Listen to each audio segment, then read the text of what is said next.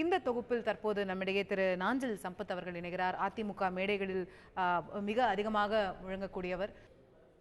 அடக்க முடியாத கடல் அலையின் பெருமுழக்கம் அடங்கிவிட்டது. விலக்க முடியாத விரிவானம் விலகிவிட்டது.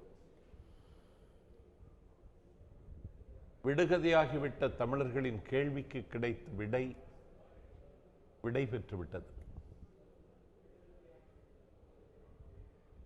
துன்பங்களுக்கு விடுதலையையும் துயரங்களுக்கு ஆறுதலையும் கனவுகளுக்கு நம்பிக்கையும் தந்த காவியம் தன்னுடைய அத்தியாயத்தை முடித்துவிட்டது. 65 நாடுகளில் சிந்தி சிதறி கிடக்கக்கூடிய தமிழர்களின் உரிமைக்கு இவர்தான் இருக்கிறார் என்று கருதி அந்த உரிமை குரல் பேச்சை நிறுத்திவிட்டது. அம்மா முதலமைச்சராக இருக்கிறார், நாங்கள் பாதுகாப்பாக இருக்கிறோம் என்று கருதி கொண்டிருந்த அந்த பாதுகாப்பு உணர்வு நாஞ்சில் சம்பத் உட்பட எல்லோருக்கும் இன்றைக்கு முற்றிலுமாக தொலைந்து விட்டது. ஏதோ ஒரு சூனியத்தில் கொண்டு போய் நான் நிறுத்தப்பட்டது மாதிரி உணர்கிறேன். நாட்டு மக்களும் அப்படி உணர்வதாகத்தான் நான் கருதுகிறேன். துரைக்கருணா அவர்கள்ட்ட கேட்க விரும்பக்கூடிய விஷயம், நீங்க ஒரு பத்திரிகையாளரா, அதிமுக இந்த கட்சிக்கு வெளியே இந்த கட்சியோட தொடர்ந்து பயணப்பட்டவரா, இந்த சொல் எப்போ உருவாச்சு? முதல்ல அவங்க ஒரு புரட்சி தலைவின்னு அடையாளப்படுத்தப்படுறாங்க. பிறகு டாக்டர் எம்ஜிஆர் இருக்கக்கூடிய காலகட்டத்தில் அண்ணின்னு கட்சி தொண்டர்களால் அழைக்கப்பட்டாங்க. இந்த அம்மா அப்படிங்கிற ஒரு வார்த்தை அவங்களுக்கு எப்போது வந்தது? அதோட அடையாளமா எப்போது மாறியது? திரையுலகில் 1964-65 1000 ஒருவன் பட புரட்சித் தலைவர் எம்ஜிஆரோடு நடித்த காலகட்டங்களில் அந்த அடுத்தடுத்து ஒரு 28 படங்களில் அவங்க புரட்சித் தலைவரோட ஜோடி சேர்ந்து நடித்தார். அந்த காலகட்டத்தில் தான் அண்ணி என்கிற ஒரு அடையாள சொல் வந்தது. அவர் அரசியலில் காலடி எடுத்து வைத்து 1982 அரசியலில் காலடி எடுத்து வைத்து 83 அவர் கொள்கை பரப்பு செயலாளராக நியமிக்கப்பட்டு தலைமை கழகத்துக்கு வருகை தந்த காலத்திலேயே அந்த அம்மா என்கிற சொல் வந்துவிட்டது. அந்த 84 டிசம்பர் மாதம் இவர் நோய்வாய்ப்பட்டு புரட்சித் தலைவர் அமெரிக்காவுக்கு சென்ற காலத்தில் நடைபெற்ற தேர்தலின் போது முதலமைச்சர் அம்மா அவர்களுக்கு ஆதரவு நிலையில் இருந்த பல முக்கிய பிரமுகர்களுக்கு வாய்ப்பே வழங்கப்படவில்லை அன்றைய காலகட்டத்தில். இப்போ அவங்க புரட்சித் தலைவர் அவர்கள் நோய்வாய்ப்பட்டு அங்கே சிகிச்சை முடிந்து திரும்பிய உடனே அந்த தன்னுடைய ஆதரவு நிலையில் இருந்த அனைவருக்குமே புரட்சித் தலைவரோடு வாதாடி பேசி பல்வேறு வாரிய தலைவர்கள் பொறுப்புகளை அவங்க வாங்கி கொடுத்தாங்க. இந்த காலகட்டங்களில் நீங்கள் 1972 புரட்சித் தலைவர் எம்ஜிஆர் அவர்கள் அதிமுகவை தொடங்கிய காலகட்டத்தில் ஒரு மிகப்பெரிய எழுச்சி இருந்தது. 82 முதலமைச்சர் அம்மா அவர்கள் அங்கு அதிமுகவில் இணைந்த காலகட்டங்களில் மீண்டும் ஒரு எழுச்சி இருந்தது. தலைகாய்ந்த கூட்டம் என்று சொல்வார்கள். அப்படி கிராம பகுதியில் இருந்துக்க மிக ஏழை எளிய மக்களினுடைய பெரும் ஆதரவு திரு எம்ஜிஆர் அவர்களுக்கு இருந்தது. முதலமைச்சர் அம்மா அவர்கள் அரசியலுக்கு வந்ததுக்கு பிறகு தான் படித்தவர்கள், பண்பாளர்கள், பல வழக்கறிஞர்கள் நிறைய வந்தாங்க. அந்த நிகழ்வு 88 இன்னும் கொஞ்சம் அதிகரித்தது. இன்று லட்சத்திலிருந்து கோடிகளை தாண்டி அதிமுகவில் உறுப்பினர்கள் வர்றாங்கன்னா இவருடைய ஆளுமை பண்பு, இவருடைய திறமை, இவருடைய துணிச்சல். வெணிராடி நிர்மலா அவர்கள்ட்ட கேட்க விரும்பக்கூடிய விஷயம், பொதுவாக டாக்டர் ஜெயலலிதா என்று சொன்னாலே அந்த வீரம், தீரம், ஒரு ரஃப் அண்ட் டஃப்பான கேரக்டர், எதிரிகளை நேரடியாக எதிர்கொள்வது அப்படிங்கிற ஒரு விஷயம் தொடர்ந்து பேசப்பட்டு வருகிறது. ஆனால் நிச்சயமா அவர்களுக்கு ஒரு மென்மையான சைடும் இருந்திருக்கிறது அப்படிங்கிறது அதிமுக தொண்டர்கள் பலர் குறிப்பிடக்கூடிய விஷயமா இருக்கு. அவர்கள் தொண்டர்கள்ட்ட பேசும்போதும் சரி, குறிப்பாக பெண்கள்கிட்ட பேசும்போது ரொம்ப மென்மையா, ரொம்ப ஒரு பாசத்தை வெளிப்படுத்துவாங்கன்னு. அப்படி உங்களுடைய அனுபவங்கள் ஏதாவது நீங்க பகிர்ந்து கொள்ள முடியும்? நிச்சயமா. அது இப்போ முதல்ல நான் சொல்ல விரும்புறது அம்மா பெண்களுக்காக பண்ணியிருக்கிற அந்த எல்லா விதமான படிப்புக்கு உண்டான உதவி திட்டங்கள்லாம் இருக்கு. இது நான் இப்போ பிரச்சாரத்துக்கு போனப்போ நான் கவனித்தது என்னன்னா, ஒரு குடும்பத்தில் ஒரு பொண்ணுக்கு அவங்க எஜுகேஷன் கொடுக்க முடியும். இதே ஒரு 4-5 பொண்ணுக்கு இருந்தாக்கா அவங்களால கொடுக்க முடியாமல் இருந்தது. இப்போ அம்மா இத்தனை திட்டங்களால் எல்லா வசதியும் பண்ணி கொடுத்ததுனால எல்லா பொண்களாலையும் படிக்க முடியுது. அது ஒரு பெரிய ஒரு வெல்கமிங். இது என்னை பொறுத்த மட்டில் அம்மாவுடைய அந்த அன்பு, பாசம் வெளிப்பட்ட இடம் எதுனாக்கா, நான் ஏற்கனவே அம்மாவுக்கு எதிர்த்து போடியில் போட்டிட்டேன். அதை எல்லாருமே ஒரு இதுவாக இன்னைக்கு வரைக்கும் ஈவன் தொண்டர்கள் கட்சியில் இருக்கவங்களே கூட அதை நினைக்கிறாங்க. ஆனால் அம்மா வந்து என்னுடைய சுச்சுவேஷனை கரெக்டாக புரிஞ்சுக்கிட்டாங்க. அதாவது அந்த எம்ஜிஆர் மறைஞ்சு எல்லாருமே சோகத்தில் ஆழ்ந்திருந்த போது எனக்கு வந்து ஒரு அன்பு தாயாக இருந்தவங்க ஜானகி அம்மா. அவங்க கூப்பிட்டு இந்த இடத்துல நீ வந்து போட்டியிட்டால் சரியாக இருக்கும்னு சொல்லிட்டு பெருந்தலைவர்கள்லாம் சொல்கிறாங்கன்னு சொல்கிறப்ப அவங்க அன்பு கட்டளைக்கு கட்டுப்பட்டு நான் வந்து போட்டியிட்டேன். அதை அம்மா சரியாக புரிஞ்சுக்கிட்டு இப்போ இந்த போது முதல்ல வந்து அதிமுகவில் எம்ஜிஆர் அவர்கள் கையாலேயே என்னுடைய பேரை எழுதி என்னை உறுப்பினராக்கினார். இப்போ 2வது தடவை அம்மாவே கூப்பிட்டு எனக்கு வந்து உறுப்பினராக்கி கட்சியில் சேர வச்சாங்க. அது மட்டும் இல்லை, நான் பிரச்சாரத்துக்கு போகிறப்போ அந்த தங்கக்கூடிய இடங்களில் ஒவ்வொருத்தரும் வந்து இது சரியாக இருந்ததா, உங்களுக்கு நல்லா வசதியாக இருந்ததான்னு வந்து கேட்பாங்க. எல்லாம் இருக்கேன், ஏன் இப்படி கேட்குறீங்க அப்படின்னு கேட்டப்போ அவங்க சொன்னது என்னென்னா, அம்மாவே அதாவது டைரெக்டாக சொல்லியிருக்காங்க இந்த மாதிரிலாம் செய்யணும்னு. நாளைக்கு அதில் குறை இருந்ததுன்னா அம்மா எங்களை வந்து கேட்பாங்க, அதனால உங்களுக்கு ஏதாவது குறை இருந்ததுன்னா சொல்லுங்கன்னு சொல்லுவாங்க. எத்தனையோ வேலைக்கு நடுப்புற என்னுடைய இதை வந்து ஸ்டே வந்து சரியாக இருக்கா, என்ன எப்படி செய்கிறாங்கங்கிறது கவனிக்கணும்னா நான் அப்படியே திக்கு முக்காடி போயிட்டேன். அவங்களுடைய அன்பு பாசம் அதாவது எல்லாருக்கும் செய்கிறாங்கங்கிறது தெரியும், ஆனால் என்னை பொறுத்த மட்டில் இவ்வளோ பண்ணாங்கங்கிறதப்ப எனக்கு வந்து இந்த இதுவே கூட எனக்கு பெரிய ஷாக். நேற்று முதல்ல வந்த நியூஸ் வந்து தவறான செய்தி அப்படின்னு சொல்லிட்டு இது பண்ணப்போ ரொம்ப இது வந்து, ஏன்னா அவங்க எப்படியும் எதுலையும் தாண்டி வந்துடுவாங்கங்கிற ஒரு நம்பிக்கை எல்லாருக்குமே இருந்தது. அது இந்த மாதிரி ஆனது ஒரு பெரிய ஷாக்கு. அவங்களுடைய அன்பு அந்த இது வந்து சொல்ல முடியாது. பேரறிஞர் அண்ணா அவருடைய மறப்போம் மன்னிப்போம் அப்படிங்கிற அந்த பண்பு இருக்கு, அது முதலமைச்சர் அம்மா அவர்களுக்கு மிக மிக அதிகமாக இருக்கும். 1988 புரட்சித் தலைவர் எம்ஜிஆர் மறைவுக்கு பிறகு அணிகள் பிரிந்து நின்றபோது முதலமைச்சர் அம்மா அவர்களுக்கு பக்கபலமாக நின்ற தலைவர்கள், முன்னணி தலைவர்கள் ஒரு 6 மாத காலத்திலேயே மனப்பிணக்கு வந்து வெளியேறுறாங்க. அந்த மூத்த தலைவர்களுடைய இந்த நிலைப்பாடு அவருக்கு வருத்தத்தை அளித்தாலும் கூட அதை ஏற்றுக்கொண்டு சரி அவங்களுக்கு முடிவு, நான் என்னுடைய நிலையில் உறுதியாக இருப்பேன் அப்படின்னு மூத்த தலைவர்களாக விளங்கியவர்கள் பேரறிஞர் அண்ணாவோடு புரட்சித் தலைவர் எம்ஜிஆரோடு பழகியவர்கள், நாவலர் நெடுஞ்செழியன் அவர்கள், திரு அரங்கநாயகம் அவர்கள், திரு மண்டுட்டியார் அவர்கள், திரு திருநாவுக்கரசர் அவர்கள். 4 அணின்னு பிரிந்து போய் வந்துட்டாங்க. திரும்ப அவர்கள் கழகத்துக்கு வருகின்ற பொழுது அவர்களை அரவணைத்து கொண்டார்கள். இப்படி பிரிந்து சென்றவர்கள், எதிர்நிலை எடுத்திருந்தவர்கள், அவர்களெல்லாம் திரும்ப அழைத்து அவர்களுக்கு மீண்டும் பொறுப்புகள், அமைச்சர் பொறுப்புகள், கட்சியில பொறுப்புகள் வழங்கி அவருடைய திறமைகளை அவருடைய அனுபவங்களை பயன்படுத்திக் கொள்ள வேண்டும் என்கிற மனப்போக்கு அவர்களிடம் நிறையவே இருந்தது. அந்த ஒரு அவர்களுடைய மென்மையான குணங்கள் பற்றி பேசிக் கொண்டிருக்கும் போது நம்ம டாக்டர் ஜெயலலிதாவை வழக்கமா பார்க்கக்கூடிய ஒரு அவதாரங்கள் என்று சொன்னால் கடுமையாக எதிர்க்கட்சிகள் மீதான விமர்சனங்களை வைப்பது, அவர்களுடைய திட்டங்கள் பற்றி விமர்சிப்பது, பொதுக்கூட்டங்களில் பேசுவது, ஆவேசமாக முழங்குவது, இப்படியான பல ரூபங்கள்ல தான் நம்ம டாக்டர் ஜெயலலிதாவை அதிகமா பார்க்க முடிந்திருக்கிறது. நாங்கள் கிரிக்கெட் கூட அம்மாவுக்கு ரொம்ப பிடிக்கும்னு, அவங்க ஸ்டாராக இருக்கும்போது எம்என் ராஜ் அம்மா இருக்காங்க பழைய ஆக்ட்ரஸ், அப்போது அம்மா கிட்ட அம்மாவோட அம்மா தனியாக அனுப்ப மாட்டாங்க, யாராவது போகணும், அவங்களுக்கு ரொம்ப பிடிக்கும். கவாஸ்கர் ரொம்ப, அதுக்கு முன்னாடி இருந்த பிளேஸ், அந்த காலகட்ட பிளேஸ்லாம் ரொம்ப பிடிக்கும். அப்போ அம்மா ஆர்டிஸ்டாக இருக்கும்போது அம்மாட்ட பெர்மிஷன் வாங்கி எம்என் ராஜம்மா கூட்டிகிட்டு போவாங்களாம் இங்கே நெரிசலுக்கு. She loves cricket. அவருக்கு அந்த ஷர்மிளா டாகூரோட ஹஸ்பண்ட், அவரோட பிளே அம்மாவுக்கு ரொம்ப பிடிக்குங்கிற மாதிரி இஸ் பட்டோடி. ஸோ அந்த மாதிரி ஸ்போர்ட்ஸ் அதுலேயும் கிரிக்கெட் ரொம்ப பிடிக்கும். அம்மா மாதிரி, அதாவது வெளியில் நம்ம பார்க்குற அம்மா இல்லை, உள்ள ஒரு அம்மா இருக்காங்க, அவங்கள மாதிரி ஒரு அன்பா ஷி லவ்ஸ். இப்போ டிபேட்ஸே பார்த்துட்டுங்க, எல்லா டிபேட்ஸும் அம்மா பார்ப்பாங்க. ஒரு தடவை யாராவது அந்த ரோட்டில் நிற்கும் போதே கூப்பிட்டு நல்லா பேசுனீங்க பாராட்டிட்டு போவாங்க. அதே மாதிரி நம்ம ஷேக் தாவூத் தானே வருவோம் இல்லையா, அவரையும் அப்படி தான்.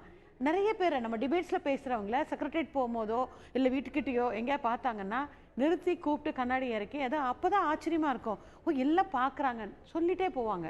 அதே மாதிரி சரியாக பேசலன்னா கூட பாயிண்ட்ஸ் சொல்லுவாங்க, அவங்க ஆஃபீஸ்லேருந்து கூப்பிட்டு இதை பேச சொல்லுங்கள். பிகாஸ் ஒருத்தருடைய திறமையை வெளில கொண்டு வரதில்ல அவங்களுக்கு, அதுவும் தன்கிட்ட இருக்கவங்க, தன் கட்சியில் இருக்கவங்க திறமைசாலியாக இருக்கும்போது ரொம்ப சந்தோஷப்படுவாங்க, வாய் நிறைய பாராட்டுவாங்க, நல்லா பேசுனீங்க, நல்லா இருந்ததுன்னுவாங்க. அதில் ஏதாவது மாற்றங்கள் இருந்தால் கூட இல்லை இது இப்படி சொல்லலாம். ஒரு ரொம்ப மென்மையான குணம் அம்மாக்குள்ள, ஒரு குழந்தை குணம் உண்டு. அது அரசியலில் அவர்கள் அப்படித்தான் இருந்தாகணும். ஒரு மேடையில் பேசும்போது, ஒரு எதிர்கட்சியை பேசும்போது அப்படித்தான் கர்ஜிச்சாகணும். ஆனால் பர்சனலாக பார்த்தீங்கன்னா such a lovable person, she loves to see people. அவங்களுக்கு வந்து ஒரு திறமையானவங்களை வளர்த்து விடுவதில் அதிக ஆர்வம் உள்ளவங்க. நான் ஏற்கனவே சொன்ன மாதிரி ஒரு சாதாரண மனிதன் கூட ஒரு உச்சநிலைக்கு போக முடியும்னா அது புரட்சித் தலைவி அம்மா அவர்கள் செய்த மிகப்பெரிய சாதனையில் ஒன்று. ஸ்போர்ட்ஸ் பத்தி குறிப்பிடும்போது இல்லம்மா, அம்மா கிளம்பும் போதே பாத்தீங்கன்னா செக்ரட்டரியேட்டுக்கு வீட்டுக்கு வந்தாலும் சரி, வீட்டுல இருந்து ஒரு கூட்டமே நிற்கும். என்னன்னா அம்மா பார்வைப்பட்டா போதும். எப்படி நம்ம கோயில்ல போயிட்டு கடவுள் அனுகிரகம் இருந்தா போறோம்ப்பா நான் சக்சீட் ஆயிடுவேன்னு வேணும், அதே மாதிரி அம்மா பார்வைப்பட்டா போதும். எத்தனை ஒரு அம்மா, ஒரு வயசான அம்மா நின்றுட்டு இருந்திருக்காங்க. ரொம்ப நாள் அந்த அம்மா பார்த்துருக்காங்க. பார்த்து ஒரு நாள் உடனே போலீஸ் வந்து கூப்பிட்டு வீட்டுக்கு போய் கூப்பிட்டு என்னன்னு கேட்கும்போது அவங்க குடும்பத்தில் ஏதோ பிரச்சனை அவங்க கிட்ட சொல்லியிருக்காங்க. உடனே அதை நிவர்த்தி பண்ணி அதாவது அவங்கள மாதிரி கை நிறைய காசு கொடுக்க யாராலையும் முடியாதுங்க. அள்ளி கொடுக்குறவங்க தான். புரட்சித் தலைவர் எம்ஜிஆரும் சரி, அம்மாவும் சரி, அதெல்லாம் வெளியிலே தெரியாது நிறைய பேருக்கு. அள்ளி கொடுப்பாங்க, அள்ளி கொடுத்து அனுப்புவாங்க. No no no words. Dravida இயக்க தலைவர்களில் திராவிட இயக்க தலைவராகவே இருந்து தேசிய தலைவராகவும் பரிணாமம் பெற்றது அம்மா மட்டும்தான். அண்ணாவை I belong to Dravidian stock, I am proud to call my self Dravidian அப்படின்னு பார்லிமெண்ட்ல பேசினார். திமுகவின் தலைவர் கருணாநிதி அந்த உயரத்துக்கு வரல. என் உயரம் எனக்கு தெரியும்னு சொன்னார் ஒருக்கா பிரதமர் பதவி பற்றிய கேட்ட பொழுது. ஆனால் அம்மா அவர்கள் அதை தாண்டி நின்றார்கள். ஒரு நரேந்திர மோடி கூட ஒரு தேசிய தலைவரை நாடு இழந்து விட்டதுன்னு தான் இன்னைக்கு தன்னுடைய கண்ணீர் அஞ்சலியில் அவர் சொல்லியிருக்கிறார். அதற்கு காரணம் இவர் இருந்தால்தான் சரியாக இருக்கும் என்று சொல்லுகிற மனோபாவம் எல்லா தரப்பு மக்களிடத்திலும் இருக்கு. ஏன்னா சொந்த சுயலாபத்திற்காக ஒரு நாட்டினுடைய உரிமையை காவு கொடுக்க மாட்டார். இதுவரைக்கும் அப்படி காவு கொடுத்ததில்லை. நேஷனல் டெவலப்மெண்ட் கவுன்சில்ல உரையாற்றுவதற்கென்று ஒலிபெருக்கைக்கு முன்னால போய் நிற்கிற பொழுது அட்ரஸ் பண்ணி முடிக்கிறதுக்கு முன்னாடியே மணி அடிச்சாங்க. அந்த அரங்கத்தை விட்டு உடனே வெளியேறி, நீங்க கேட்டீங்களா ஏன் இப்படி பிரார்த்தனை பண்றாங்கன்னு, இது எனக்கு இழைக்கப்பட்ட அவமானம் அல்ல, 7 கோடி தமிழர்களுக்கு இழைக்கப்பட்ட அவமானம் என்று டெல்லியில பத்திரிகையாளர்களுக்கு பதிவு செய்துவிட்டு தான் அம்மா புறப்பட்டாங்க. அதனாலதான் சொன்ன எல்லா மக்களினுடைய நெஞ்சத்திலும் அவருக்கு என்று ஒரு இடம் இருக்கிறது. திராவிட முன்னேற்ற கழகத்து குடும்பத்தை சார்ந்தவராக இருந்தாலும் கூட அந்த வீட்டு பெண்மணியினுடைய இதயத்தில் அம்மாவுக்கு ஒரு தங்க நாற்காலி போடப்பட்டிருக்கும். அவர்களுடைய அந்த அந்த பர்சனாலிட்டி தான் ஒரு ஈர்ப்பை, ஒரு கரிஸ்மா அப்படின்னு சொல்லக்கூடிய ஒரு விஷயத்தை அவர்களுக்கு கொடுத்திருக்கிறது அப்படிங்கிறத நம்ம பார்க்கிறோம். நான் திரு துரைக்கருணா அவர்கள்ட்ட கேட்க விரும்பக்கூடியது, நம்ம பல்வேறு அவர்களுடைய ஒரு மென்மையான சைடை பற்றியெல்லாம் இங்கே வந்து பல்வேறு விஷயங்கள் பகிர்ந்து கொள்ளப்பட்டது.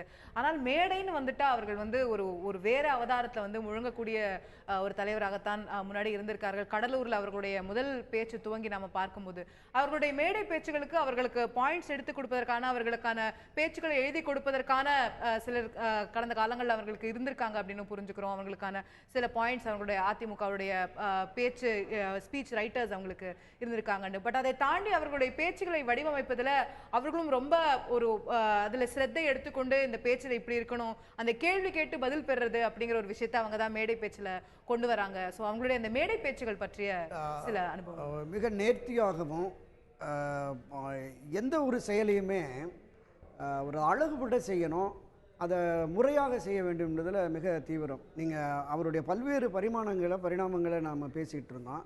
அவன் ஒரு மிகச்சிறந்த எழுத்தாளர் என்பதையும் இங்கே நான் பதிவு பண்ண விரும்புகிறேன். 1982-83 காலகட்டங்களில் எண்ணங்கள் சில, அதற்கு முன்னதாகவே எண்ணங்கள் சில என்பது அதற்கு முன்னதாக 70களில் தொடங்கி 8 ஆண்டுகள் ஒரு வாரப்பத்திரிகையில், அதையும் சொல்லலாம், துக்ளக் வாரப்பத்திரிகையில் எழுதுகிறாங்க எண்ணங்கள் சில தலைப்பு. அந்த கட்டுரையை யார் எழுதுவது என்று ஆயிரக்கணக்கான கடிதங்கள் போகிறது. அவர் சொல்லவே இல்லை கடைசி வரைக்கும். ஆனால் அரசியலுக்கு வந்தவுடனே திரு சோ எழுதுகிறார், இந்த 8 ஆண்டுகளாக துக்ளக் பத்திரிகையிலே எண்ணங்கள் சில என்ற தலைப்பில் பல்வேறு விதமான கட்டுரைகளை எழுதியவர் செல்வி ஜெயலலிதா அவர்கள்தான். இப்போது அதை பதிவு செய்கிறேன் அப்படின்னு சொல்கிறாங்க. அதுக்கு அடுத்து பார்த்தீங்கன்னா 1982-83 காலகட்டங்களில் தனக்கு பிடித்த விஷயங்கள் 48 வாரங்கள் தனக்கு பிடித்த விஷயம் சொல்கிறார். பிடித்த தமிழ் பாடல் சின்ன பையிலே செய்தி கேளடா, தனக்கு பிடித்த மிருகம் யானை, தனக்கு பிடித்த பானம் தேநீர், அப்படி ஒன்றும் எனக்கு பிடித்த வாத்தியார் அப்படின்னு திரு எம்ஜிஆர் அவர்களை பற்றி மிக அழகாக அது ஒரு சிலாகிச்சு எழுதியிருக்கிறாங்க. அது மட்டுமல்ல, இந்த நெஞ்சில் ஒரு கனல் உட்பட ஒரு 3 நாவல்கள் எழுதியிருக்கிறாங்க. எம்ஜிஆர் அமெரிக்காவில் மருத்துவமனையில் இருந்த காலகட்டங்களில் அவங்க இங்கே தேர்தல் பிரச்சாரங்கள் மேற்கொண்ட போது எப்படி ஒரு நம்பிக்கையை ஊட்டினார்கள் அப்படின்னு பல்வேறு எழுத்தாளர்கள் பதிவு செய்திருக்கிறார்கள். டாக்டர் எம்ஜிஆர் திரும்ப வருவார் அப்படிங்கிறத எவ்வளோ ஒரு நம்பிக்கையா அந்த தொண்டர்களுக்கு அவர்களால் கொண்டு சேர்க்க முடியும். அந்த முதல் பிரச்சார பயணத்தை புரட்சித் தலைவர் எம்ஜிஆர் அவர்கள் போட்டிட்டு ஆண்டிப்பட்டி தொகுதியில் தான் தொடங்கினாங்க. அப்போ திமுக தரப்பில் வந்து ஒரு கடுமையான விமர்சனம் இருந்தது. கடுமையான விமர்சனம் இல்லை, ஒரு பொய்யான விமர்சனம். அமெரிக்காவில் ஐஸ் பெட்டியில் வைத்திருக்கிறார்கள், அவர் உயிரோடு இல்லை. ஒருவேளை எம்ஜிஆர் உயிரோடு திரும்பி வந்தால் நான் முதலமைச்சர் பொறுப்பை அவரிடம் ஒப்படைத்து விட்டு விலகிக் கொள்கிறேன், எனவே தயவுசெய்து எனக்கு வாக்களிங்கள், ஒரு உயிரோடு இல்லைன்னு சொன்னாங்க. அந்த பிரச்சாரத்தை முறியடிப்பதற்காக அன்றைய தினம் கொள்கை உறவு செயலாளர் இருந்த மருத்துவர் அம்மா அவர்கள் எடுத்த முயற்சி, பட்டி தொட்டி எங்கும் செஞ்சு பிரச்சாரம் பண்ணாங்க. அந்த காலகட்டத்தில் தான் அந்த படங்களும் வந்தது. அவங்க வீடியோ காட்சியும் அவர் அந்த சிகிச்சை பெற்ற ஒரு பத்திரிகை படிக்கிற மாதிரியும் அந்த காட்சிகள் வந்தது. அது ஒரு பெரிய அவங்களுக்கு ஒரு பின்பலமாக இருந்தது. அந்த தேர்தலில் எம்ஜிஆர் இல்லை என்கிற நிலையை கடந்து அவராகவே பிரச்சாரம், திரு எம்ஜிஆர் உருவத்திலேயே மக்கள் பார்க்கக்கூடிய அளவுக்கு சுமார் 1 மாத காலம் இந்த 234 தொகுதிகளில் பல தொகுதிகளுக்கு போய் பிரச்சாரம் பண்ணி ஒரு மிகப்பெரிய வெற்றியை முடிவா நான் அடுத்த முறை உங்களை சந்திக்க வரும்போது டாக்டர் எம்ஜிஆர் அவர்களோட தான் வருவேன். நான் வெளிநாடு நிர்மலா அவர்கள்ட்ட கேட்க விரும்பக்கூடிய விஷயம், அந்த தொடர்ந்து இங்க இருக்கிற எல்லாருமே சொல்வது இல்ல, பொதுமக்கள் கூட எல்லாருமே சொல்வது, அந்த கரிஸ்மா அவங்க கிட்ட ஏதோ ஒன்று இருக்கு, அவங்க மேடையில பேசும்போது அது மக்களை ஈர்க்கிறது அப்படின்னு சொல்லி, உங்களுடைய பார்வைகள் அது குறித்து நீங்களும் கூட பிரச்சாரங்கள்ல பயணப்பட்டிருக்கீங்க அந்த காலம் துவங்கி இப்போது வரை, அந்த அனுபவங்களை பகிர்ந்துக்கோங்க. நான் அதை விட இன்னொன்று சொல்ல விரும்புகிறேன். முக்கியமாக அதாவது ஒரு பழமொழி கூட சொல்லுவாங்க, பசிச்சவனுக்கு வந்து சாப்பாடு கொடுக்காத மீன் பிடிக்க கற்றுக்கொடுன்னு, அப்போ தான் அவன் லைஃப் லாங் சாப்பிட முடியும் அப்படின்னு. அதே மாதிரி அம்மாவுடைய ஒரு பெரும் முயற்சியினால தான் பல தொழிற்சாலைகள் நம்முடைய தமிழ்நாட்டில் வந்து இன்னைக்கு நடந்துட்டுருக்கு. அதாவது இப்போ வந்து ஆட்டோமொபைல் ஹப் ஆஃப் இந்தியா அப்படிங்கிற பேரே வந்திருக்குன்னா அது அம்மாவுடைய பெரும் முயற்சி. ஒரு டிவிஎஸ், ஹுண்டாய், ஹோண்டா அந்த மாதிரி பெரும் பெரும் தொழிற்சாலைகள்லாம், நான் என்னுடைய பிரச்சாரத்துக்கு கூட அதை தான் நான் சொல்வேன். ஒரு தொழிற்சாலைன்னா அந்த ஒரு தொழிற்சாலையில் மட்டும் முழுசாக அந்த ஒரு காரை உற்பத்தி பண்ணிட முடியாது. அதற்கு உண்டான உதிரி பாகங்கள்லாம் தயாரிக்கிறதுக்கு பல சின்ன சின்ன தொழிற்சாலைகள்லாம் வரணும்னு. அந்த மாதிரி பல தொழிற்சாலைகள் வர்றப்போ ஒவ்வொரு குடும்பத்தில் இருக்கிறவங்களுக்கும் வேலை வாய்ப்பு கிடைக்கிறது. அந்த மாதிரி செய்கிறச்ச எவ்வளோ பேருக்கு வேலை வாய்ப்பு கிடைக்கும். அந்த தமிழகத்தில் உள்ள ஒவ்வொரு குடும்பத்திலையும் அவங்களுடைய பொருளாதார வளர்ச்சி ஏற்படுது. அது மட்டும் இல்லை, இந்த இருண்டு கிடந்த தமிழகத்தை அந்த மின்சார உற்பத்தியை அந்த ஒரு அதாவது 2025 அந்த அளவுக்கு அவங்க பிளானிங் போட்டு வச்சு இன்னைக்கு வந்து சோலார், இன்னும் அந்த இயற்கையாக கிடைக்கக்கூடிய மின்சாரத்தை வச்சு எவ்வளவு ஒளிமயமாக்க முடியுமோ அதெல்லாம் பண்ணி காட்டிட்டு வர்றாங்க. இப்போவே பாருங்க, அந்த மின்கட்டே இல்லாமல் நான் பண்ணுவேன், நாங்கள் அதே மாதிரி பண்ணி காட்டினாங்க. அதுதான் மக்களை வந்து அவங்க செய்வாங்கங்கிற அவங்க மேலே ஒரு நம்பிக்கை. அவங்க வந்து நமக்கு வந்து மறுபடியும் அவங்க முதல்வராக இருக்கணுங்கிற ஒரு ஆர்வம், அந்த நம்பிக்கை, அவங்க வேணுங்கிறது வந்து அந்த பாசம், அவங்க மேலே அன்பு எல்லாமே வரத்துக்கு காரணமே அவங்களுடைய வாழ்க்கையில் ஏற்பட்டிருக்கக்கூடிய ஒரு வளர்ச்சி.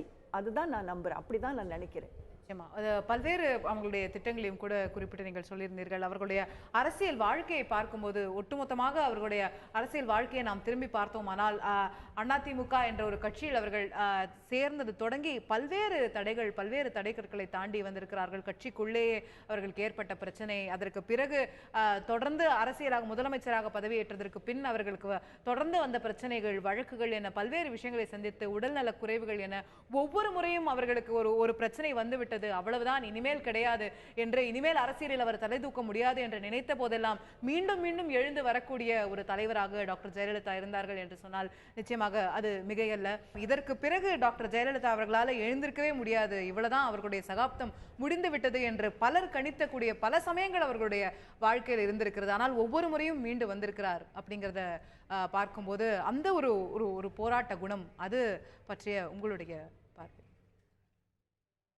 பாவேந்தன் பாரதிதாசன் தடைக்கற்கள் உண்டென்றாலும் தடந்தோள் உண்டுன்னு பாடினான். தன்னுடைய சொந்த வாழ்வில் நிரூபித்து காட்டிய சரித்திரம் அம்மாவின் சரித்திரம். சின்ன வயது, பொது வாழ்விற்கு வருவோம், ஒரு அரசியல் கட்சியில் தன்னை ஒப்படைத்துக் கொள்வோம், அந்த கட்சிக்கு தலைமை தாங்குகிற இடத்திற்கு வருவோம்னு கனவு கூட காணாத காலம், வெள்ளி திரையில் மின்னி மிளிர்ந்த காலம். கங்கா கௌரின்னு ஒரு படம், மைசூரில் படப்பிடிப்பு, அம்மா கதாநாயகி அங்கே போகிறாங்க. அன்றைக்கும் காவேரி பிரச்சனைக்காக கன்னட காலிகள் அந்த படப்பிடிப்பு நடந்த இடத்துல முற்றுகையிட்டு தமிழ் ஒளிகன்னு சொல்லு, கன்னடம் வாழ்கன்னு சொல்லி ஒரு வன்முறையில் ஈடுபட்ட அந்த வேளையில் என்னுடைய உடம்பிலிருந்து உயிர் போனால் போகுமே தவிர என்னுடைய வாயிலிருந்து தமிழுக்கு எதிராக ஒரு முழக்கம் வராதுன்னு சொன்னவங்க அம்மா. ஆபத்துகள் வருகிற பொழுதெல்லாம் அதை கடந்து விடலாம் என்றவர்கள் நம்புவதற்கு காரணம், எனக்கு பின்னால் தமிழக மக்கள் இருக்கிறார்கள் என்கிற நம்பிக்கை தான். மகத்தான தலைவர்களுக்கெல்லாம் அந்த நம்பிக்கை தான் போராட்டங்களில் வெற்றியை தந்திருக்கிறது. எல்லா தலைவர்களுக்கும் உலக வரலாற்றில் சரித்திரத்தை புரட்டி போட்ட எல்லா தலைவர்களுக்கும் அந்த நம்பிக்கை தான். இப்போதும் அந்த நம்பிக்கை தான். நான் மீண்டும் வந்து விடுவேன் அப்படின்னு சொல்லி ஒரு முதல்வராக இருந்து பரப்பரா கரகாரம் சிறைக்கு சென்றார்கள். பொய்யாக புனையப்பட்ட அந்த வழக்கிலிருந்து விடுபட முடியும் என்று நம்பினார். விடுபட்டு வந்தார். மீண்டும் அந்த முதலமைச்சர் ஆசனத்திற்கு வந்தார். 32 ஆண்டுகளுக்கு பிறகு 5 ஆண்டுகள் ஆட்சியில் இருந்த கட்சியே மீண்டும் ஆட்சிக்கு வரும் என்று ஒரு புதிய சரித்திரத்தை எழுதியிருக்கிறார். இன்னொன்றை பதிவு செய்து விடுகிறேன். குருவை மிஞ்சிய மாணாக்கர். எம்ஜிஆர் கூட 1970 ஆஃப்டர் எமர்ஜென்சி பொது வாழ்க்கையில் அவர் தேர்தலை சந்திக்க வருகிற பொழுது சித்தாந்த பலமுள்ள கம்யூனிஸ்ட் இந்திய அரசியல் விஸ்வரூபம் எடுத்த மகத்தான தலைவி இந்திராவோடு கைகோர்த்து கொண்டு களத்துக்கு வருகிறார், வெற்றி பெறுகிறார். ஆனால் வலிமை வாய்ந்த எதிரி திமுகவின் தலைவர் கருணாநிதி, ஆளுகிற கட்சி அனைத்து இந்திய அண்ணா திமுக. இந்த அரசாங்கத்திற்கு எதிரான ஒரு வேவ் எப்போதும் இருக்கும். ஆனால் அந்த நம்பிக்கையை பாருங்க, இதுவரைக்கும் இந்திய அரசியல் எந்த தலைவரும் சாதித்ததில்லை. தன்னம் தனியாகவே நாடாளுமன்ற தேர்தலில் நின்று 39 இடங்களில் நின்று 37 இடங்களில் வென்று இந்தியாவினுடைய 3வது பெரிய கட்சி என்கிற நிலைமைக்கு இன்னைக்கு இந்த கட்சியை உயர்த்தி இருக்கிறார். அதையும் தாண்டி நடந்து முடிந்த சட்டமன்ற தேர்தலில் கூட்டணி கட்சிகளோடு பேச்சுவார்த்தை நடத்தினாலும் இரட்டை இலை சின்னத்தில் நிற்க வேண்டும் என்று சொன்னார், கேட்டுக்கொண்டார். கட்டளை ஒண்ணு இடல, நில்லுங்கன்னு சொன்னாங்க. நின்றுதான் வெற்றி கிடைக்கும்.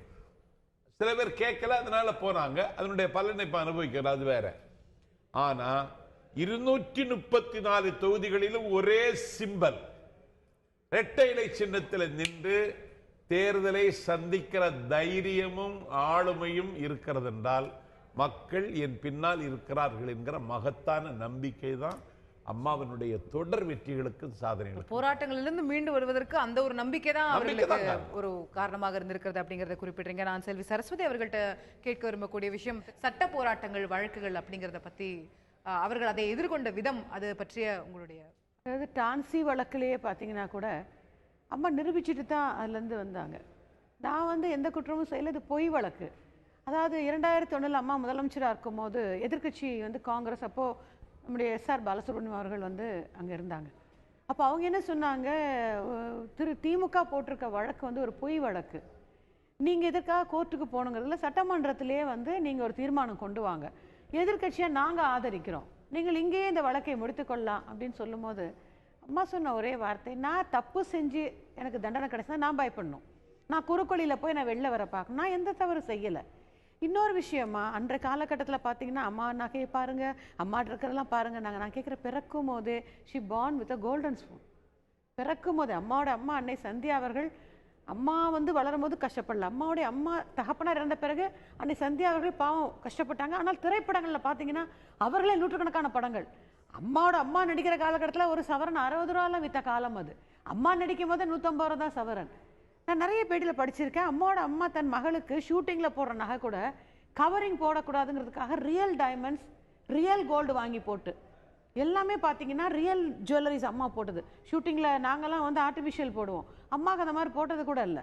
ஆகவே அம்மா சொன்னாங்க, போயஸ் கார்டன் வீடு வந்து நான் என்னுடைய நடிப்பில் சம்பாதிச்சு வாங்கியது, நகைகள் நான் வாங்கியது, இந்த பொய் வழக்குக்காக நான் போராட தயாராக இல்லை, நான் சட்டத்திலே சந்திக்கிறேன்னு நீதிமன்றம் சென்று அவருக்கு சிறைக்கு போக வேண்டிய கட்டாயம் ஏற்பட்டால் கூட அதற்காக அம்மா எந்த உதவி மத்திய அரசுக்கிட்ட இன்றைக்கி அம்மா கேட்டால் மத்திய அரசில் எந்த கவர்மெண்ட்டாக இருந்தாலும் சரி, காங்கிரஸ் பிரைம் மினிஸ்டராக இருந்தாலும் பிஜேபி பிரைம் மினிஸ்டராக இருந்தாலும் அம்மா இன்றைக்கி பார்த்தீங்களா நம்ம எத்தனை தலைவர்கள், மரியாதைக்குரிய திரு ராகுல் காந்தி அவர்கள் அங்கே ஃபியூனல் வரைக்கும் வந்துட்டு போகிறாரு. பாரத பிரதமர்லேருந்து வட இந்தியாவில் இருக்கிற, நீங்கள் சொன்னதை போல அசோகா, இன்னொரு அரசியல் வரலாறும் தமிழக முதலமைச்சருக்கு அம்மா உண்டு என்றால், ஒரு அமெரிக்காவில் இருந்து ஒரு அரசியல் தலைவர் வந்து பார்த்தாருன்னா இந்திய அரசியல் வரலாறு, ஏன்னா வருவாங்க, இப்போ டெல்லிக்கு வருவாங்க, பிரைம் மினிஸ்டர் பார்ப்பாங்க, பிரசிடெண்ட்டை பார்ப்பாங்க, அங்கே வேற யாரும் முதலமைச்சர் சந்திப்பாங்க தவிர எந்த ஸ்டேட்டுக்கும்.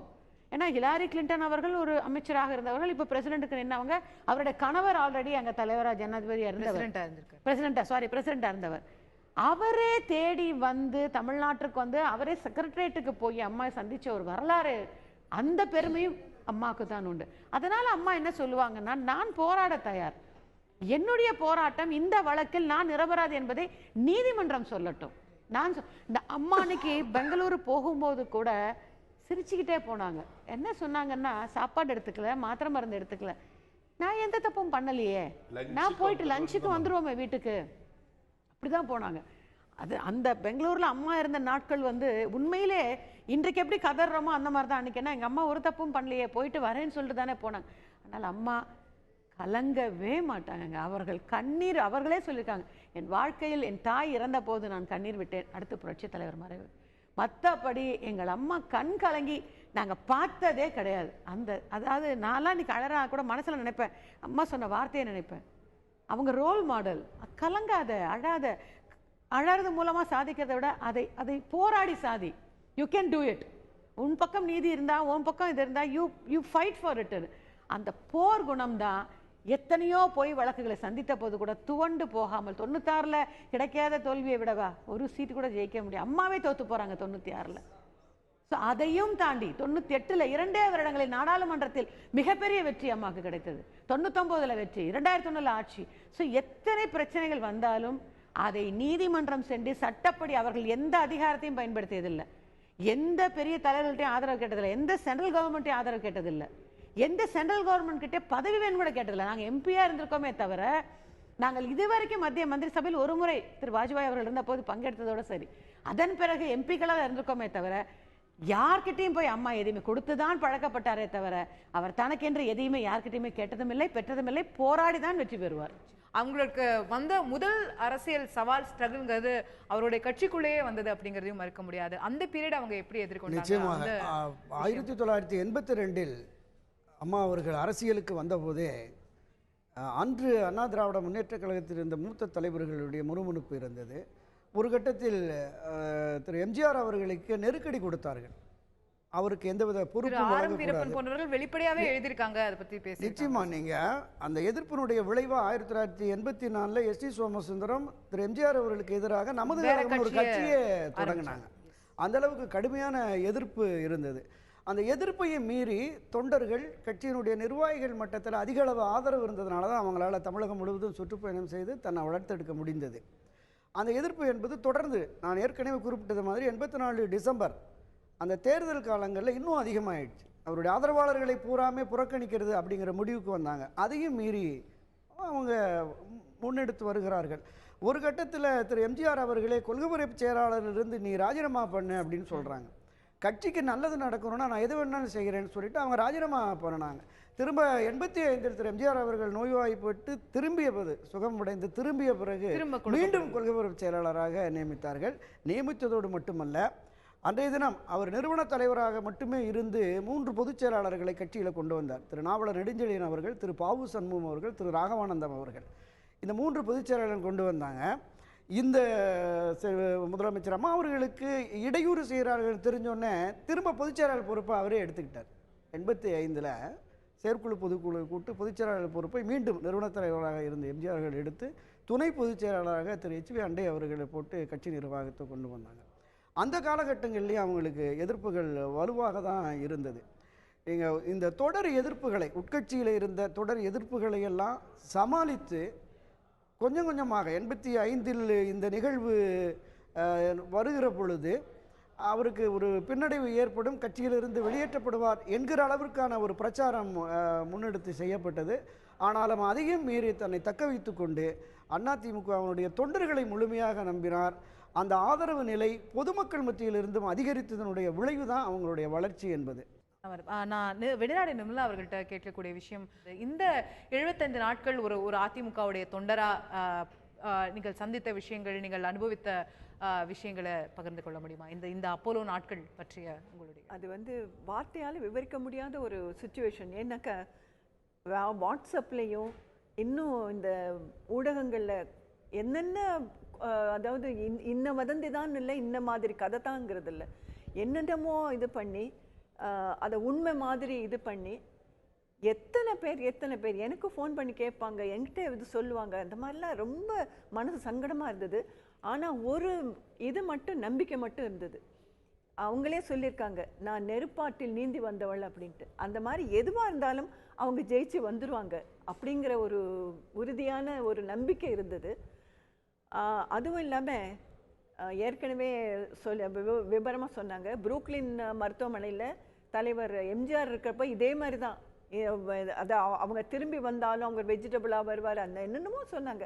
இருந்தாலும் அவர் திரும்பி வந்து பல ஆண்டுகள் அவர் அரசாட்சி புரிஞ்சார். அதே மாதிரி அம்மா எப்படியும் திரும்பி வந்துடுவாங்க, நல்லபடியாக வந்துடுவாங்க அப்படிங்கிற ஒரு நம்பிக்கை. அதுவும் இல்லாமல் இந்த 4ஆம் தேதி அவங்களுக்கு வந்து ஹார்ட் அட்டாக் வர்றதுக்கு முன்னாடி முதல்ல வந்து அவங்க டாக்டர்கள்லாம் வந்து சொல்லியிருக்காங்க, நீங்கள் டென்ஷன் இல்லாமல் இருக்கணும்னு. ஆனால் அம்மா வந்து இந்த கட்சியில் என்ன நடக்குது, என்ன நாட்டு நடப்பு என்ன அப்படிங்கிறத பற்றி திரும்ப திரும்ப கேட்டு அவங்க உள் மனசில், அதாவது சப்கான்ஷியஸில் அதை பற்றி அவங்க ரொம்ப யோசனை பண்ணதான் தான் அவங்களுக்கு டென்ஷன் ஜாஸ்தியாச்சு அப்படின்னு சொன்னாங்க.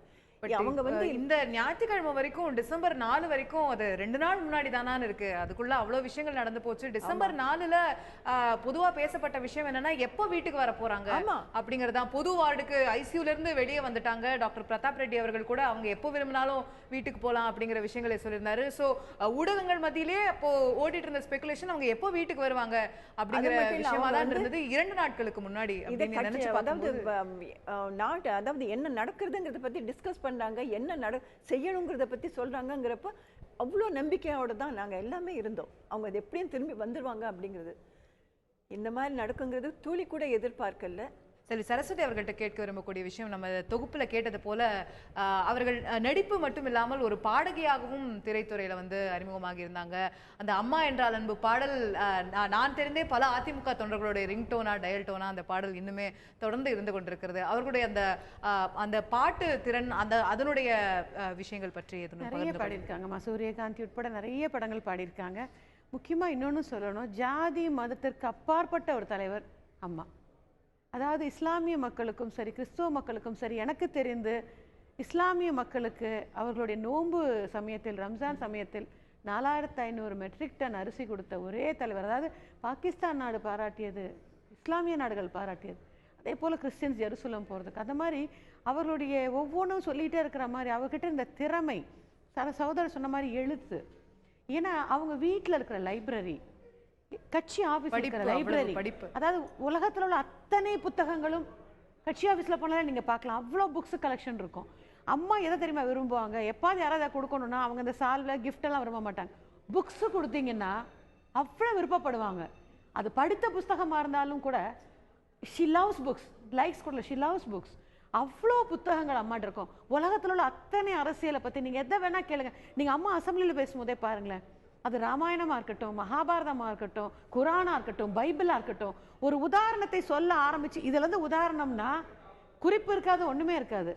அந்த வரலாற்று சம்பவத்தை அடுத்த நிமிஷம் சொல்லக்கூடிய அளவுக்கு ஞாபக சக்தியும், அவருடைய ஞாபக சக்திக்கு அசாத்திய ஞாபகம் நானே திறன். பல அரசியல் தலைவர்களே சொல்றதை கேட்டிருக்கோம். அதான் அசாத்திய நானே ஞாபக உதாரணமா திறன். 89ல எல்லாருக்கும் ஞாபகம் இருக்கும், அம்மாவோட காண்டசா கார் ஆக்சிடென்ட் ஆச்சு. அப்போ அம்மா கொல்லைப்பரப்பு செயலாளர். அப்போ நாங்க வந்து எங்க சின்னதாசா ரிலீஸ் ஆன டைம், ஒரு நிகழ்ச்சிக்காக வேண்டி நாங்க விழுப்புரம் போறோம். அம்மா அன்னைக்கு பொதுக்குழுக்கா பாண்டிச்சேரி போறாங்க.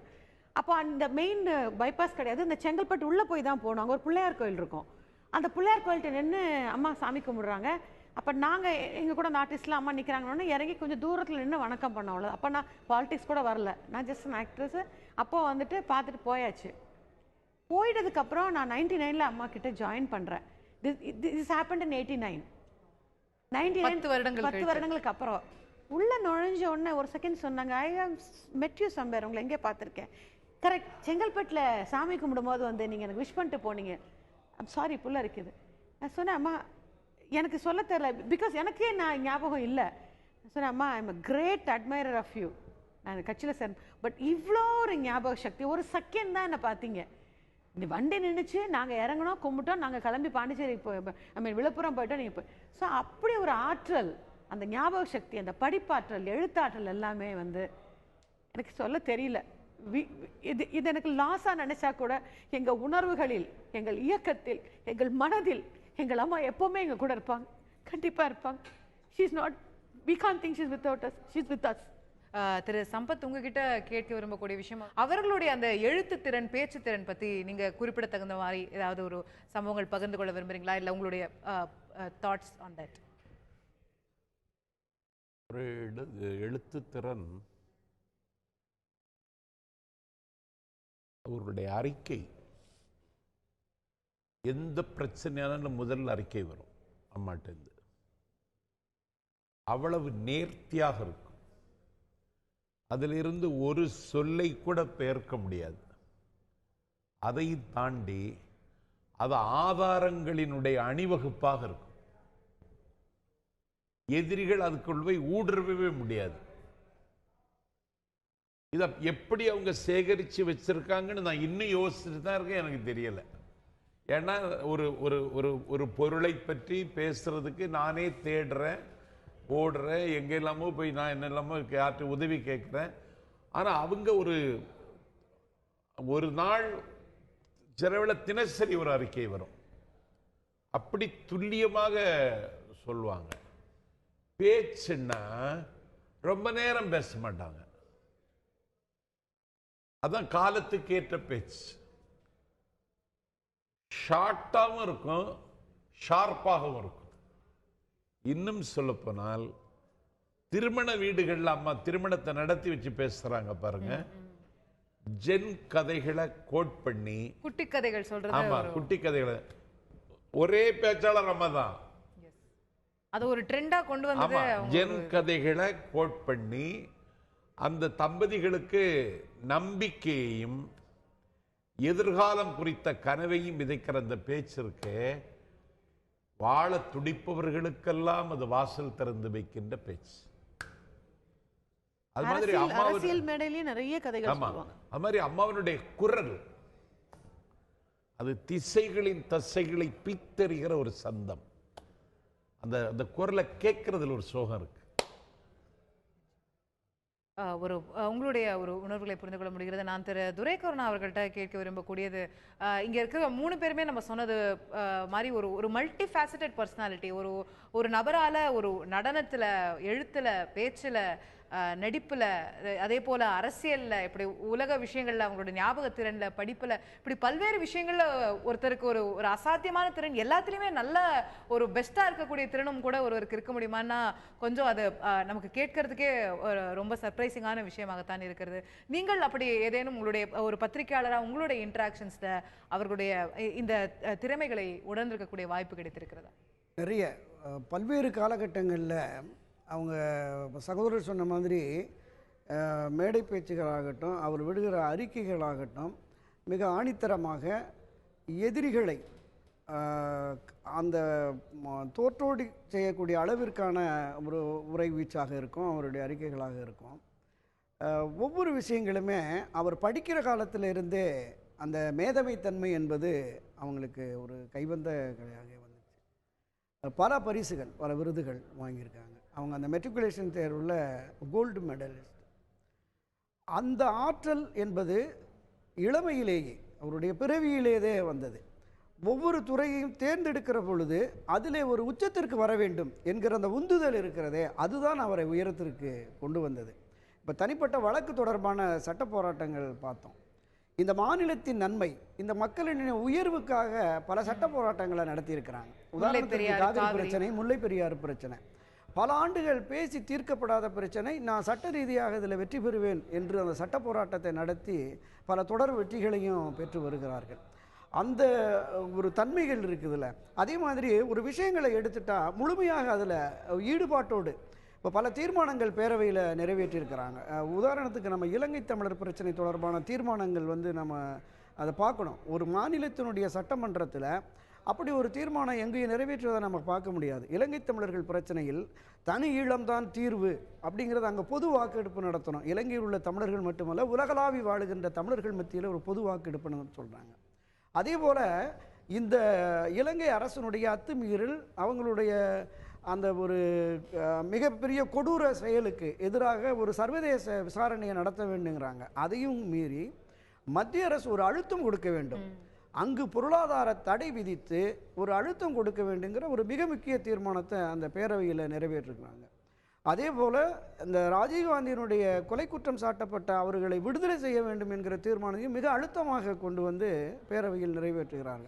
இது மாதிரி ஒரு விஷயத்தை எடுத்துக்கிட்டால் அதில் வெற்றி காண வேண்டும் என்கிற உந்துதல், அந்த நோக்கம் அவருக்கு இருக்கும். அதை வெற்றிகரமாக நிறைவேற்ற வேண்டும் என்கிற ஒரு மனப்பாங்கு அவருக்கு நிறையவே இருக்கிறது என்பதுதான். ஈழ பிரச்சனை பத்தி பேசும்போது நிச்சயமா திரு சம்பத் உங்களுடைய கருத்துக்களையும் கேட்க விரும்புறேன். நீங்க இந்த ஒரு பிரச்சனையில ஒரு ஆழ்ந்த ஈடுபாடு கொண்டவர் அப்படிங்கிற அடிப்படையில் அதுதான் அவர்களுடைய சாதனையினுடைய உச்சம்னு நான் சொல்லுவேன். தமிழ் ஈழம் என்று சொன்னால் தேசிய பாதுகாப்பு சட்டம் தமிழ்நாட்டில் பலியானதுல நான் ஒரு ஆள். தமிழக சட்டமன்றத்தில் தமிழ் ஈழம்தான் இலங்கை இனச்சக்கலுக்கு தீர்வு, இலங்கையின் மீது பொருளாதார தடை, 1.25 லட்சம் தமிழர்களை கொன்று முடித்த கொலைகாரன் ராஜபக்சேவை சர்வதேச குற்றவாளி கூண்டில் நிறுத்த வேண்டும், அதையும் தாண்டி புலம்பெயர்ந்த தமிழர்களுக்கு மத்தியில் ரெஃபரண்டம் வாக்கெடுப்பு நடத்த வேண்டும் என்று தீர்மானம் கொண்டு வந்தார்கள். ராஜீவ்காந்தி கொல்லப்பட்ட வழக்கில் தூக்கு கயிற்றின் நிழலில் நிற்கிறானே 7 தமிழன், பகை பாராட்டுகிற காங்கிரஸ், பள்ளம் தோண்டுகிற காங்கிரஸ், எங்கள் ஆரக்கால்களை வெட்டி சாய்ப்பதற்கு ஆயுதம் எடுக்கிற காங்கிரஸ் என்று கூட யோசிக்காம அந்த 7 தமிழர்களினுடைய தூக்கு கயிறை அறுத்து எறிய வேண்டும் என்று தமிழ்நாடு சட்டமன்றத்தில் தீர்மானம் போட்டது மட்டுமல்ல, மத்திய சர்க்கார் இதுல உச்ச நீதிமன்றத்திற்கு அதிகாரமா, மாநில அரசுக்கு அதிகாரமா, மத்திய அரசாங்கத்திற்கு அதிகாரமான்னு கேட்டா அப்ரோப்ரியேட் ஃபார் கவர்மெண்ட் அப்படின்னு சொன்னா அது ஸ்டேட் கவர்மெண்ட் தான் கன்னத்தில் அறைந்தது மாதிரி உச்ச நீதிமன்றத்தில் சொன்னதும் அம்மா அவர்கள் தான். அதனால ஈழத்தமிழர் பிரச்சனையில் அனைத்து இந்திய அண்ணா திராவிட முன்னேற்ற கழகம் அந்நியமாக இருக்கும் என்கிற பிம்பத்தை தகர்த்து திராவிட இயக்கத்தினுடைய போர்க்குடமும் இனமான கொள்கைக்கும் கொள்ளிடமாக இருக்கிற கட்சி அனைத்து இந்திய அண்ணா திராவிட முன்னேற்ற கழகம் என்று நிரூபித்தார். அம்மாவை பற்றி சொல்லுவேன். நான் என்னை பற்றி ஒன்று சொல்லணும், என்னை பற்றி சொல்றதில்லை. நான் கழகத்தில் இணைந்து என்னை பற்றி கேட்டாங்க, ஃபேமிலி சிச்சுவேஷன் என்ன சம்பத்துன்னு. நான் வைகோவால நிற்கதியாக்கப்பட்டு தெருவில் தூக்கி வீசப்பட்ட பொழுது எனக்கு திசை தெரியவில்லை. நான் என்னுடைய மகள் திருமணத்தை 2013 12ஆம் தேதி நான் நியமிச்சு மே 12ஆம் தேதி முடிவு பண்ணியிருந்தேன். வைகோ இப்படி என்ன சந்தியில் விட்டுட்டாரு, எனக்கு வேற வழி தெரியல. நான் இப்பவே என்னுடைய மகள் திருமணத்தை அவள் டாக்டருக்கு படிச்சுட்டு இருந்தா கடைசி வருடம், இப்பவுமே முடிச்சிடலான்னு சொல்லி இரத்த சம்பந்தமுள்ள சொந்தங்களுக்கு மட்டும் சொல்லி எங்க ஊர்ல கிராமத்துல கல்யாணம் வச்சிருக்காமான்னு சொன்னேன். என் ஃபேமிலி சிச்சுவேஷனை கேட்டால, அப்படியா, அப்படின்னா சென்னையில் வரவேற்பு வையுங்களேன், நான் வந்து வாழ்த்துறேன்னு சொன்னாங்க. மே 20ஆம் தேதி தேதி தந்தாங்க. நான் மே 20ஆம் தேதி தேதி 12ஆம் தேதி ஊர்ல கல்யாணம், 20ஆம் தேதி வரவேற்பு. நான் சென்னை மாநகரத்தில் அம்மா கலந்து கொள்ளக்கூடிய தகுதி உள்ள ஒரு மண்டபத்தை தேடி அன்னைக்கு கிடைக்கவே இல்லை. இதையும் அம்மாவினுடைய காதுக்கே நான் கொண்டு போறேன். சம்பத்துக்கு கல்யாணத்துக்கு, மகளுக்கு கல்யாணத்துக்கு மண்டபம் கிடைக்கலன்னு கடிதம் தந்திருக்காங்க, கிண்டி ராஸ்கோட்ஸ் திடல புக் பண்ணி கொடுங்கன்னு சொன்னதும் அம்மா. யார் செய்வா, யார் தருவார் இந்த அரியாசனம் மங்களே, யார் செய்வாங்க இந்த இதை? என் மகள் திருமணத்துக்கு வந்து வாழ்த்துனாங்க. அப்படி என்ன என்னால முடியாது, முடிந்தது. அப்படி ஒவ்வொருவருடைய உள்ளத்தில் இருக்கின்ற உணர்வுகளை புரிந்து கொண்டு, வேண்டத்தக்கது அறிவோய் நீ, வேண்டிய முழுதும் தருவோய் நீங்கிறது மாணிக்க வாசகருடைய திருவாசகம். வேண்டத்தக்கது அறிந்து வேண்டிய முழுதும் தருகின்ற வரம் அம்மா அவர்கள் இன்றைக்கு இல்லை.